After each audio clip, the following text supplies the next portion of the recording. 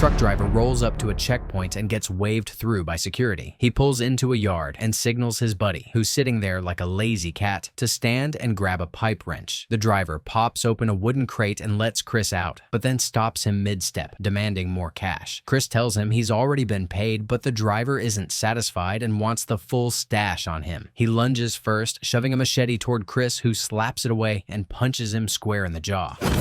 Then it's round 2. Kris ducks and weaves like a ninja, lands a quick double kick that makes the guy wobble. The driver recovers and slashes with the machete, leaving a scratch. But Kris dodges, smacks him in the face, and sends him sprawling. The driver's partner steps in, throwing punches like a human piñata, but Kris just laughs and keeps landing hits. The guy grabs Kris's shirt, trying a tug-of-war move, but Kris holds him off, then lands an uppercut followed by a thunderous kick that drops him flat. He grabs his bag, snatches the truck keys, and peels out. Later, he's in town, staking out a black sedan. He tails it all the way to the school, where Elisa hops out. That evening, the girl returns home, and her dad greets her warmly, planting a kiss on her forehead and asking about her day. He invites her to a party he's hosting in a few days, then takes a call from her friend, chatting like old pals before letting her head upstairs. At a cafe, El Corvo is glued to his seat. Alex shows up, asking him to leave so she can close, but he fires off weird questions about a snack. When she says she just wants him gone, he grabs her hand, forcing her back down. He shows off his left hand, a shiny iron prosthetic. He unhooks it, revealing a knife, and slices a piece of cake for her, and makes sure she promises to get her gifts on time. He tries a bite himself, grimaces, and spits it out. A female officer arrives and points her gun at him, forcing him to leave, which he does without a fuss. Alex and the officer get in her car, but El Corvo is already inside. He slashes the officer, killing her, and promises Alex he'll get her home. The next morning, as the men drive Elisa to school, a guy starts cleaning the windshield at a stop. No matter how many times the guards tell him to scram, he keeps scrubbing. Then he starts banging on the windows, and when they don't budge, he smashes the side mirrors. The passenger steps out to confront him, but takes 2 solid punches to the face. The driver tries to lock the doors, but the man's not having it. He beats him, drags him out, and the girl bolts into the woods. The attacker spots her and switches focus. One of the guards pulls a gun, but the man knocks him out, grabs the weapon, and doesn't even use it. He jumps in the car, chases her down, snags her, and shoves her in the trunk before flooring it. The guards chase for a few seconds, then give up.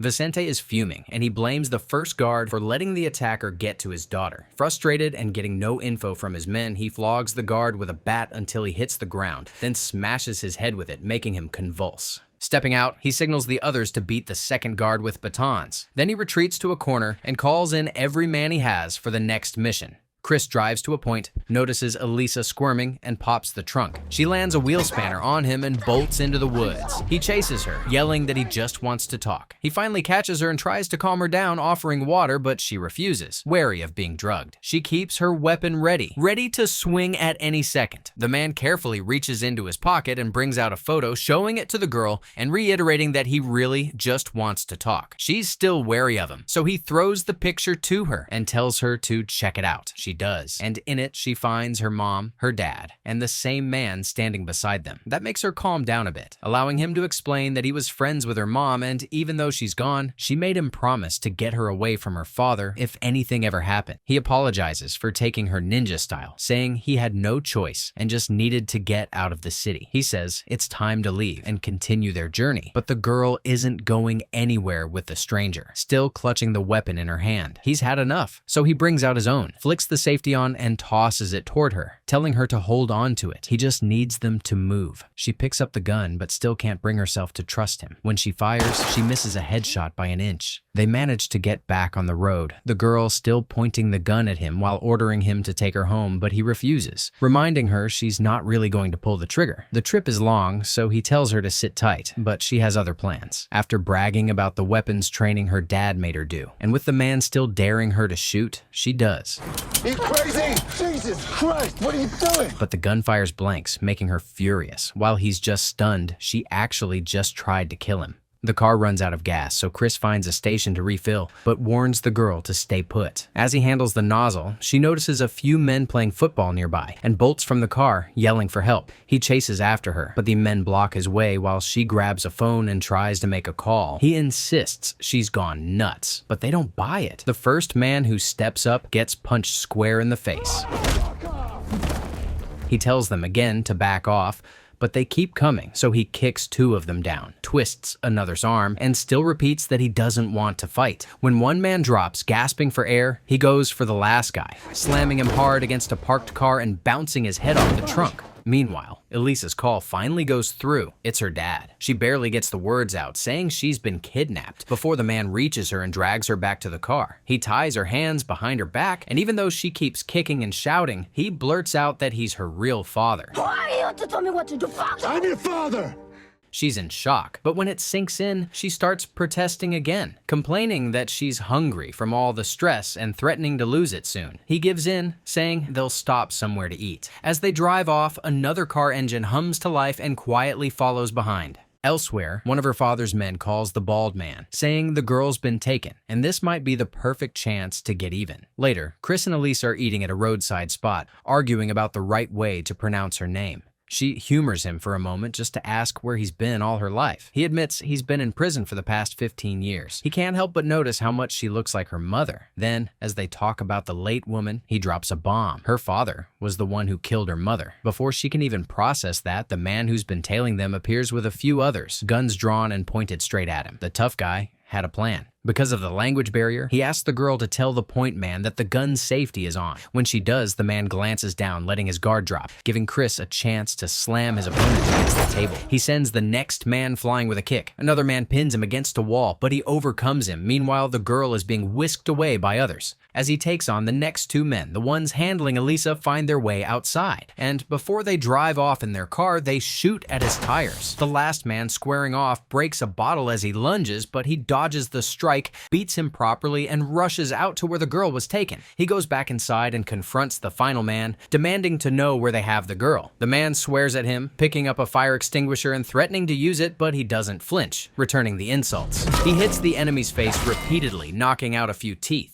The men with the girl reach their destination, get out of the car, and enter a club with a private area. They hand her to an old man who calls her father after speaking a bit of Spanish. The father is relieved to hear she's unharmed, but the girl asks if everything the tough guy said is true. The father denies harming her mother, leaving her confused about why things happened. When she mentions that her abductor claims to be her dad, the father freezes, then starts smashing things in his office in anger. As she hopes to hear her dad's voice, shots ring out downstairs as an intruder is there to steal her and claim a promised reward. The old man takes the girl further inside, while the intruder grabs a man as a human shield, shooting at anyone who comes at him. Others pick up better weapons to fight, but the first attacker is beaten up. The intruder shoots the next guy, slams another on a table before finishing him off. He barely flinches under fire, taking cover and aiming precisely, shooting men from a suspended part of the building. The old man fires at him, but it's a gun battle that ends when he runs out of bullets. He switches to his fists, using his iron arm to brutal effect. 2 more men try to fight him, but he floors them with punches. Moving through the building, the girl runs toward him, so he hurls a gun at her, knocking her out. 2 more attackers come at him, but he beats them, grabs a knife from one, and uses it.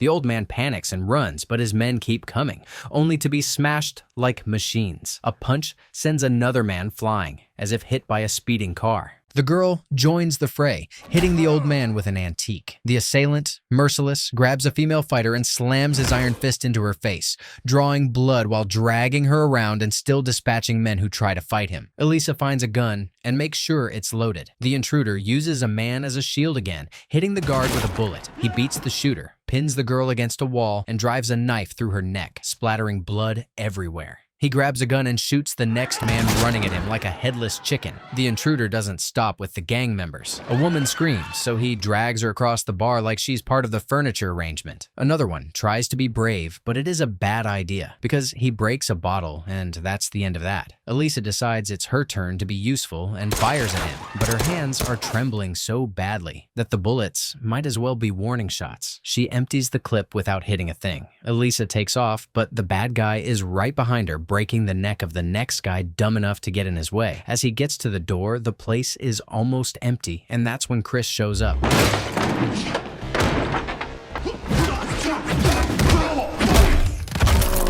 The other man adjusts his glasses like he's resetting himself for round 2, then he swings again. But Elisa's savior is sharp enough to dodge and almost slams him down before realizing his opponent's got an iron fist. The sight of his supposed daughter distracts him for a second, and that's all it takes. The big guy comes in with a spinning kick that sends him crashing to the ground. Kris throws a bottle at him, but it's easily deflected. He grabs a piece of wood and swings, but the man blocks and punches him hard with his regular hand. They tussle for a bit, trading hits, until the bald guy slams him onto a table again. This time, he dodges, counters, and lands a few solid hits of his own, but it doesn't last. The man regains control and uses that power fist to send Kris flying, blood spilling from his mouth as he hits the floor. The intruder steps on him, tightening his metal fist for the final blow, but Elisa screams from above and he looks up. The moment's enough for Kris to push himself up. He tells her to run while he goes after the guy again. Kris blocks the man's path, and they go at it once more. The iron-fisted brute throws him down the stairs,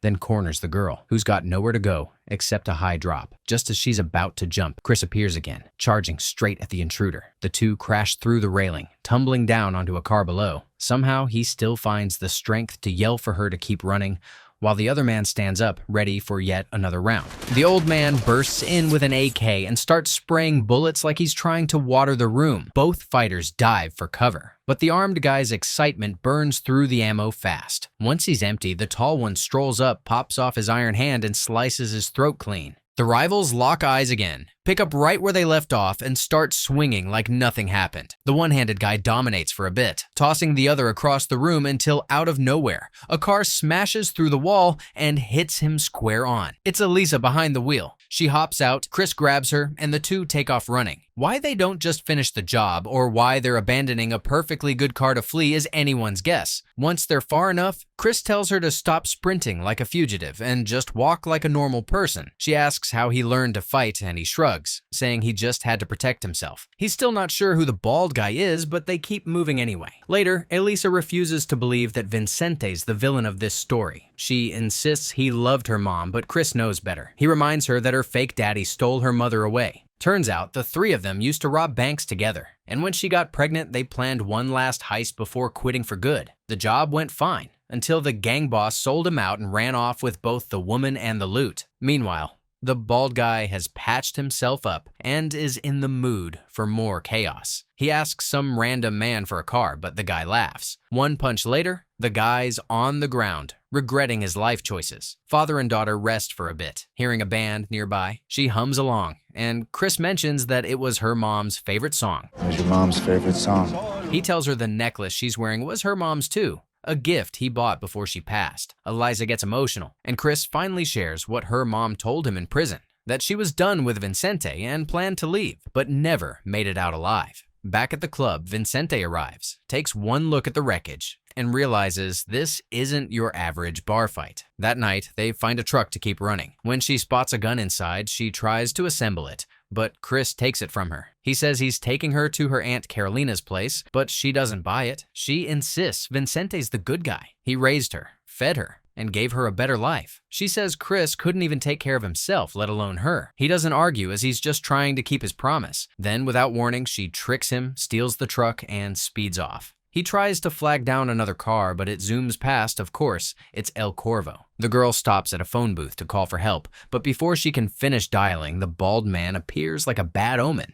She bolts, but he catches up in seconds. He hands her an apple, asks his usual weird question about getting her gift, and she responds by spitting right in his face before running again. She almost reaches Kris, but the iron-fisted nightmare shows up and the two men open fire on each other. The bullets bounce off his metal arm as he closes in, gun aimed right at the terrified girl. The big guy decides to play a little game, seeing whose shot would do the most damage, but Kris quickly surrenders and tosses his gun aside. He's made to lie face down while his hands get tied, and the tough guy bops him on the head with the edge of a gun, demanding to know who he really is. He keeps quiet, taking every hit without answering. That's when Elisa blurts out that's her dad. The tough guy freezes, surprised, then just knocks Kris out cold. Morning comes and the gang boss finds his old friend dangling from a tree with a rope around his neck, just barely off the ground. They talk about Elisa, with the boss insisting he raised her so she's his. After letting him hang for real, they cut him down, and when he lands on his feet, he headbutts the boss, earning a solid beating from the surrounding henchmen. As they drive, Vincente insists he didn't kill Elisa's mom but won't say anything more. Kris holds his ground,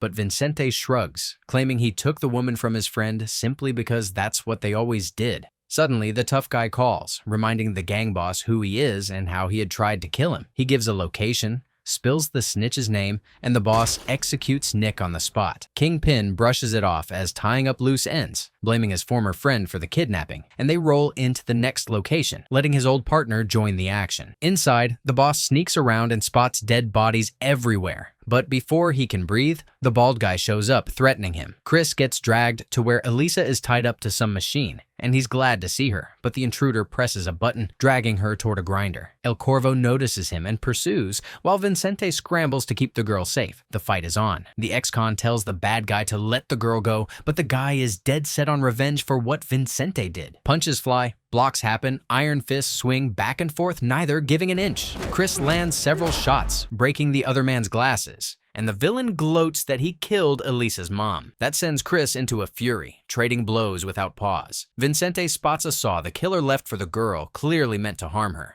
Back at the fight, the father starts strong, landing a few hits. The big guy throws a punch, but that doesn't even connect. Yet somehow, Kris, already crashing into a heap of sand like gravity, owed the other guy a favor. The man calmly unhooks his metal arm and, for once, decides to spill his whole tragic villain monologue. He explains that he was actually hired to kill Elisa's mom but make it look like she hurt herself. He, however, went crazy overboard and got his arm chopped. Now, he says, he just wants revenge for what Vincente did to him. Before he can gloat too long, the bruised ex-con lunges at him, slashing wildly. This time, Kris takes control. He lands a few good hits, real bone crunchers, and knocks the metal-armed man to the ground. Without wasting time, he runs off to save Elisa. But inside, Vincente is about to saw off her hand, claiming it's the only way to keep her from getting pulled into the grinder. He hesitates, though. The two fighters clash again, trading punches and kicks until a gas pipe bursts. The smoke blinds the bald killer, giving Kris the edge. He grabs the man, locks him in from behind, and starts wrestling to rip off the artificial arm. He finally gets it loose, only to realize too late there's a knife hidden inside. El Corvo stabs him straight in the stomach. Meanwhile, Vincente and Elisa are still struggling near the grinder. The bald man climbs back up, bleeding but unstoppable, and stabs Kris again, leaving him gasping. He then grabs Vincente, demanding he confess what really happened to Elisa's mother. The terrified man finally admits it. He killed her because she was going to take Elisa away from him. The girl can't believe what she's hearing. The hitman tells them how to stop the machine, but it's almost too late as the gears are spinning faster, pulling her closer. Thinking fast, her father tells her to throw her diamonds into the grinder. She does, and the jammed jewels knock off the mechanism, snapping the chain. But El Corvo still won't quit. He tries one last time to shove the girl into the grinder, and the other man dives in, fighting him off. In the chaos, the gang boss grabs the saw and slashes at the bald fighter instead. Both men tumble down, vanishing from sight. Later, Kris and Elisa visit her mother's grave, where the girl finally looks up at him and for the first time calls him Dad. It was Dad. Back at the yard where it all went down, there's no sign of El Corvo, just silence, and the uneasy feeling that the bald man might still be out there somewhere.